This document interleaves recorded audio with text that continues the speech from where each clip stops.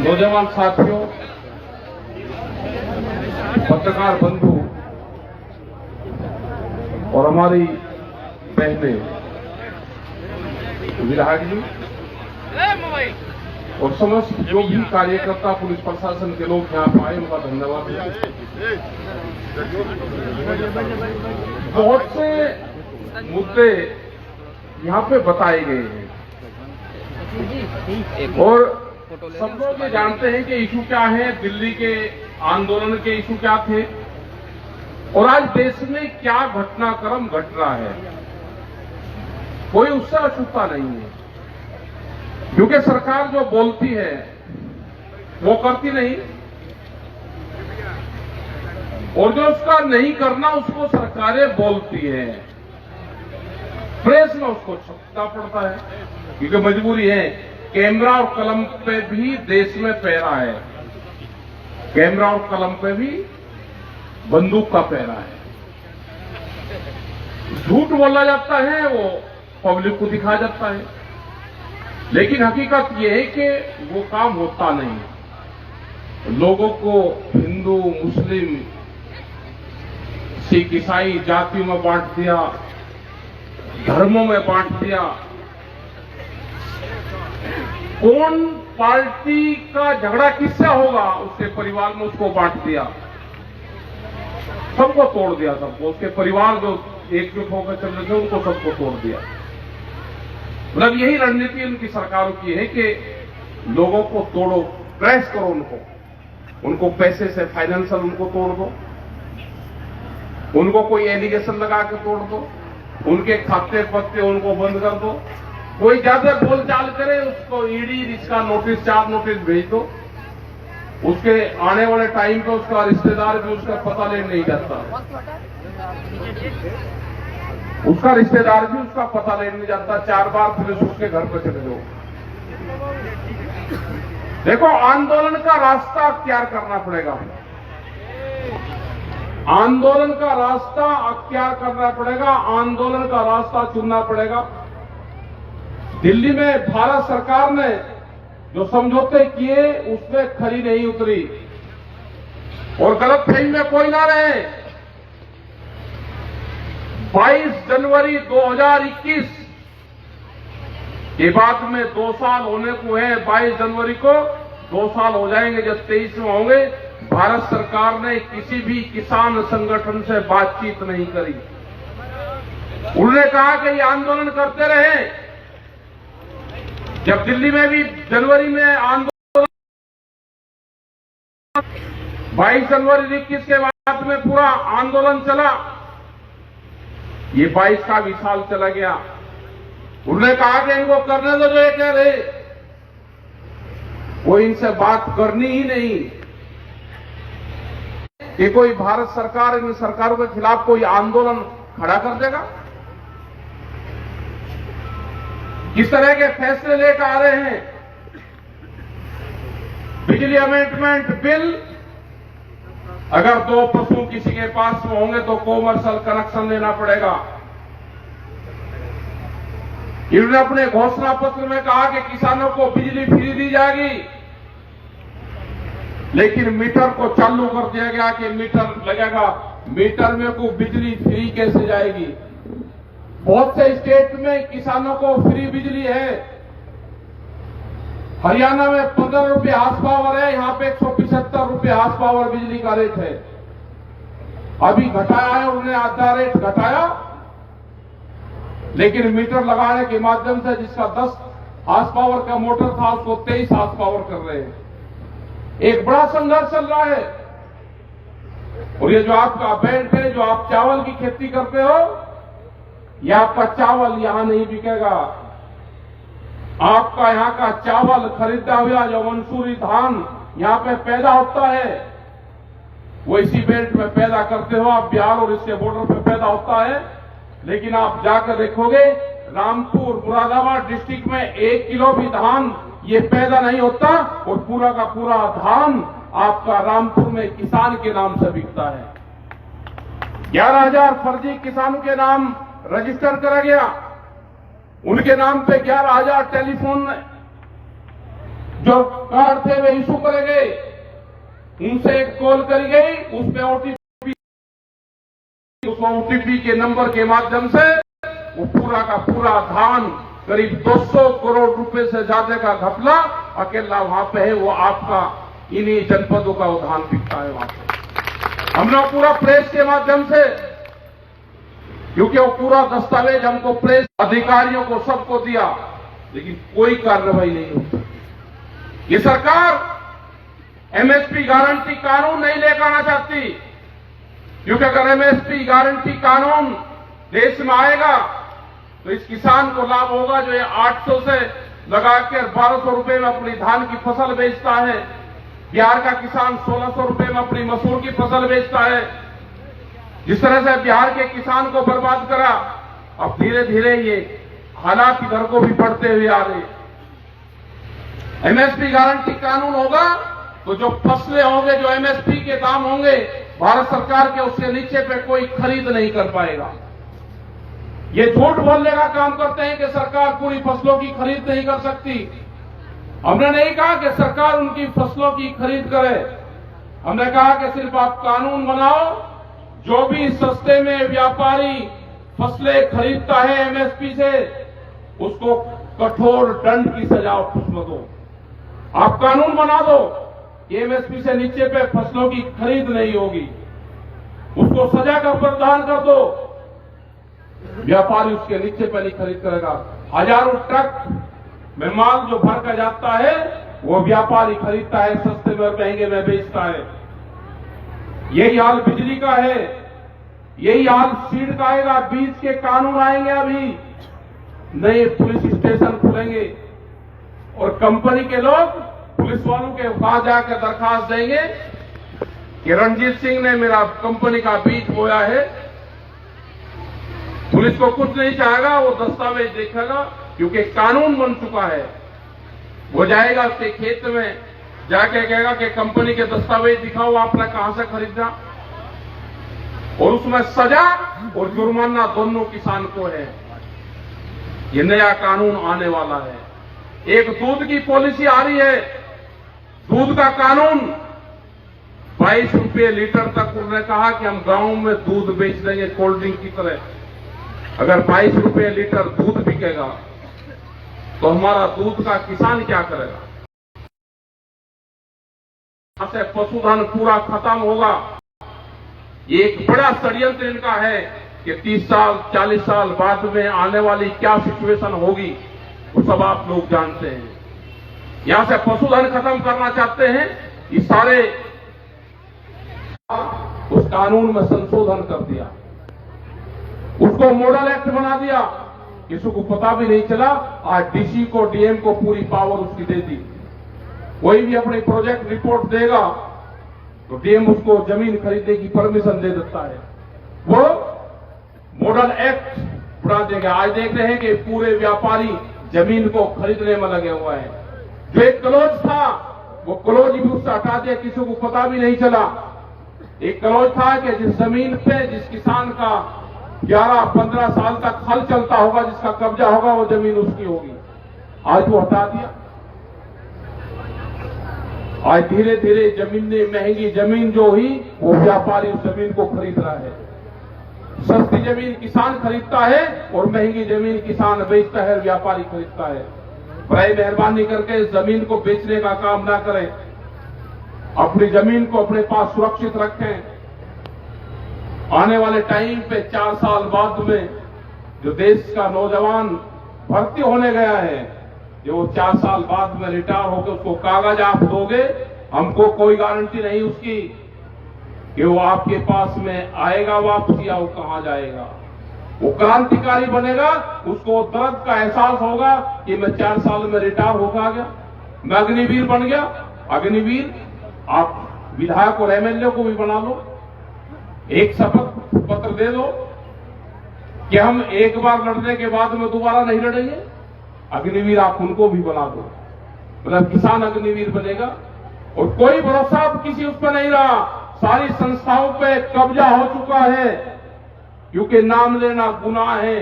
कोई कोर्ट कचहरी इनके खिलाफ कोई बोलने की हिम्मत नहीं करता, लेकिन जो जज राज्यसभा में जाता है उसका 5 साल का रिकॉर्ड जरूर देख ले। कोई एक कानून ये भी बन जाए कि जो राज्यसभाओं में जा रहे हैं, जो नौकरी करके आईएएस और पीसीएस राज्यसभाओं में जा रहे हैं, जो सरकारों के उस पर काम करते हैं, उनका 5 और 6 साल का डाटा जरूर खंगाल लेना चाहिए कि उन्होंने क्या क्या काम करे, क्या उन्होंने अपने टाइम पे जब वो सत्ता में थे उनके कामों की जरूर उसकी समीक्षा हो जानी चाहिए। देश बिक चुका है, इनके पास में एक दवाई है, वो 6 साल के कोर्स जो राज्यसभा का है, वो अगर ये किसी को दे दे तो ये मानते हैं कि हम अमर हो गए, और नहीं तो इनके पास में दूसरे और बहुत साधन हैं। पुरानी जो भी पार्टियां थी उनको सबको तोड़ मरोड़ दिया उन्होंने, उन सब लोगों को डरा के, धमका के, लालच से अपने में शामिल करते हुए जा रहे। यही हाल ये किसान संगठन का भी कर रहे हैं, किसान संगठनों को भी तोड़ने का काम कर रहे हैं। नए सरकारी किसान संगठन अपने खड़े कर रहे हैं, नए किसान संगठन जो सरकारी किसान संगठन है, तो ये काम भी ये कर रहे हैं। आने वाले टाइम पे नेशनल मीडिया एक चैनल बन जाएगा, उसके माध्यम से ही पूरी खबर चैनल हाउस को उठानी पड़ेगी। अभी तो अनऑफिशियली है, आने वाले टाइम पे ऑफिशियली हो जाएगा पूर्ण रूप से। तो आने वाले टाइम पे एक बड़े आंदोलन की देश में फिर जरूरत पड़ेगी। बगैर आंदोलन के ये देश नहीं चलेगा, ना बगैर आंदोलन के ये देश बचता। आंदोलन करना पड़ेगा, और उस आंदोलन की भागीदारी जो सबसे अगुवाई करनी पड़ेगी वो किसान होगा देश का। जो गरीब आदमी होगा वो आंदोलन करता है। जब आजादी की लड़ाई लड़ी गई तो 90 वर्ष आंदोलन चले, किसी शहर में आंदोलन नहीं हुए, हमेशा गांव में आंदोलन हुए। गांव के लोगों ने उसकी अगुवाई करी, आप उसके लिए तैयार रहे।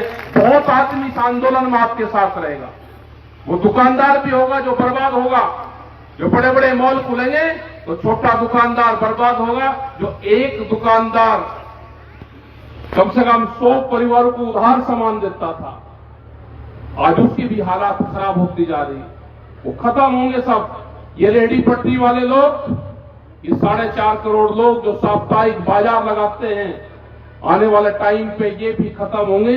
ये रेहड़ी पटरी बाजार जो साप्ताहिक बाजार लगते हैं, जो गांव का बाजार था, जो हमारी माताएं बहनें 2 और 10 रुपए में सिंदूर और कंगा खरीदती थी, वो सब बंद होगा, वो खत्म होगा। और वो सीधा मॉल में शीशे में रखा हुआ कंगा और सिंदूर इनको 130 और 40 रुपए में खरीदना पड़ेगा।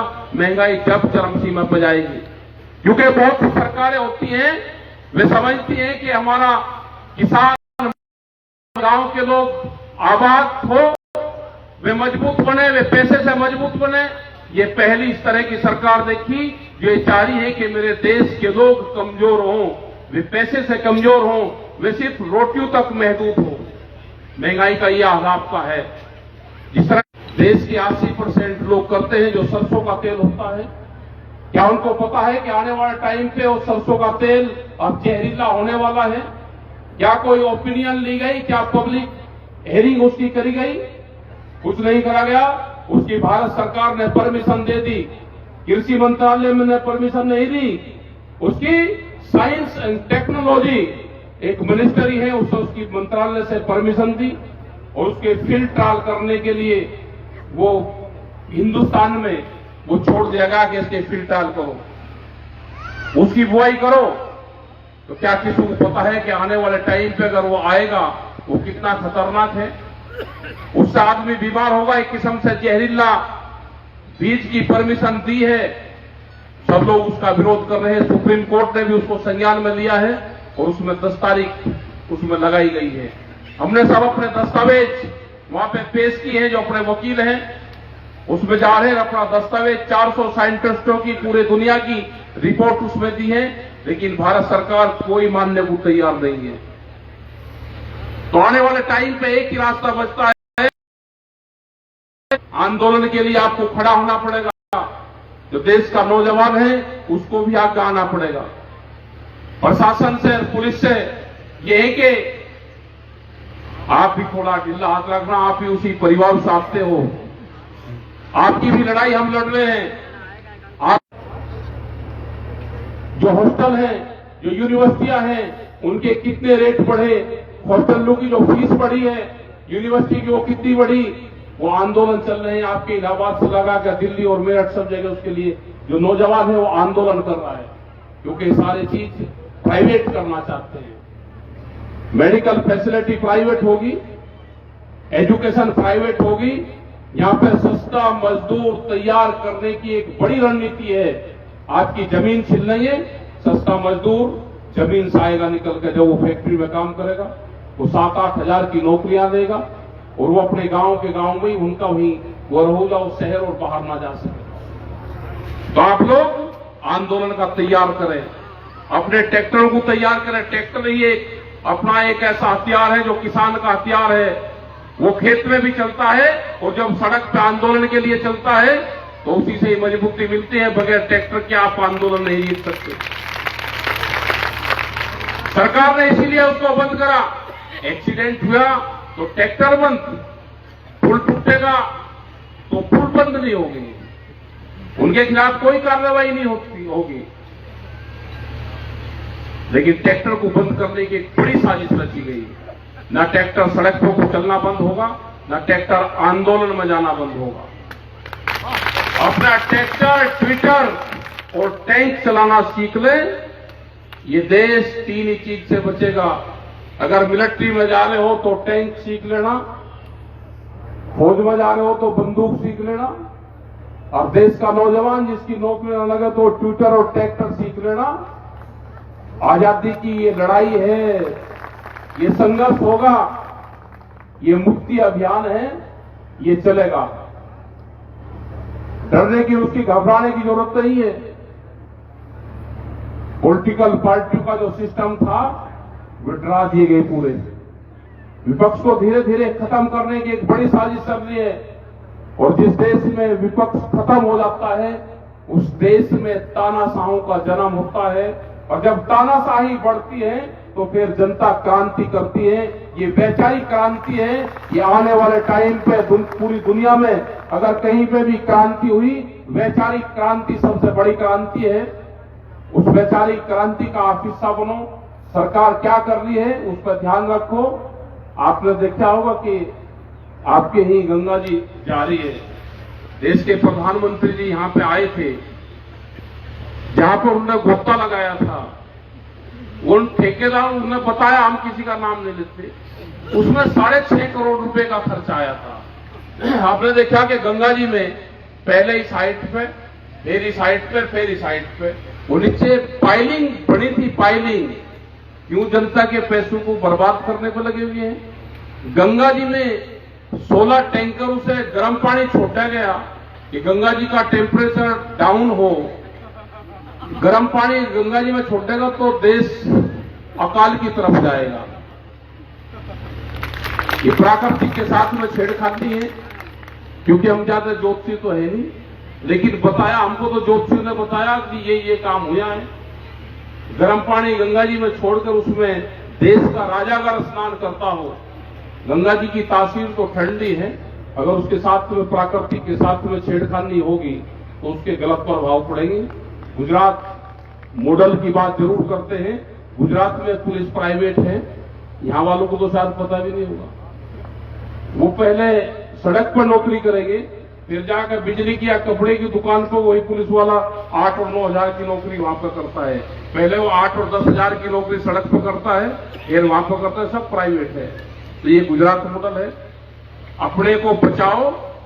जैसे पहले आज से 7-8 साल पहले जो छोटा बच्चे 2-2, 3-3 साल के बच्चे टीवी के माध्यम से सुनते थे कि घर घर हरण गंगर, घर घर, वो कई नाम में लेते थे, हम क्यों यहां से नाम ले। उन चीजों से बच के रहना। अपने को पहचानो, विकास की तरफ अपना ध्यान आपका रहना चाहिए। आपने बात सुनी, आपका धन्यवाद। जो यहां पे जमीन का विवाद चल रहा है उसमें भी हम बातचीत करेंगे, सरकारों को चिट्ठी लिखेंगे।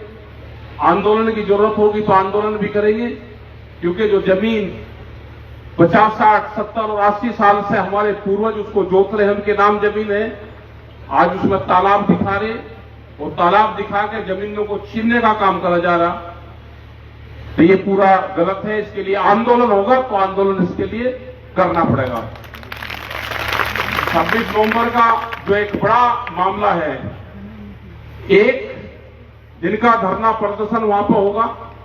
हमें पता है कि उस टाइम पे कटाई का भी पूरा जोर होगा, लेकिन एक दिन के लिए आप लखनऊ जरूर आए। यहां पे गन्ना मिल की जो मांग काफी दिन से चल रही, गन्ना मिल लग जाएगा, अब तो एथेनॉल बनना शुरू होगा, तो इन किसानों को कुछ यहाँ का फायदा होगा। बहुत बढ़िया प्लेन जमीन यहाँ पे है, जो धान की खेती किसान करता है, इससे कुछ हटेगा। एथेनॉल बढ़ जाएगा तो बाहर से जो हम तेल खरीदते हैं उसमें कमी आएगी, और गन्ना मिल यहाँ पर लग जाएगा तो बहुत बड़े क्षेत्र में यहाँ पे गन्ने की पैदावार यहाँ पर होती है।